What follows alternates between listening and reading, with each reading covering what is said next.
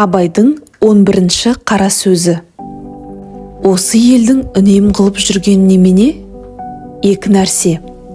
Әуелі ұрлық. Ұры ұрлықпен мал табам деп жүр. Мал иесі артылып алып, тағы да байимын деп жүр.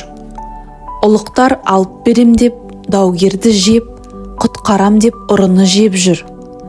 Қарапайым жұрт ұрлық айтып мал алам деп, ұрыға атымды сатып пайдаланам деп, не өткізбесін арзанға түсіріп алам деп жүр.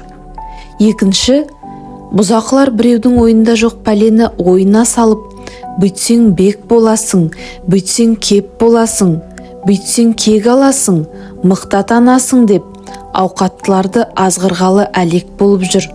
Кім асса, мен соған керек боламын деп, өзін бір ғана азық қылайын деп жүр.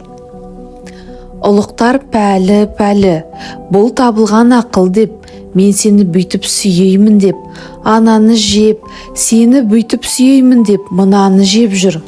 Қара халық менің сонша үйім бар, сонша ауыл аймағымен сойылыңды соғайын, дауыңды айтайын деп, қай көп бергенге партиялас боламын деп, Құдайға жазып, жатпай тұрмай салып жүріп басын, ауылын, қатын баласын сатып жүр.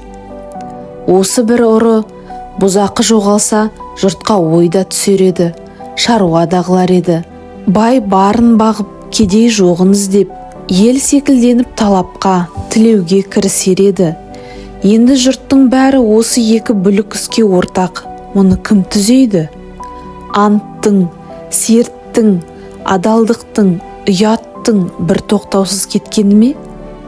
Ұрыны тыю да оңай болар еді, бірақ осы бұзақының тіліне еретұғын, азатұғын байларды кім тыяды?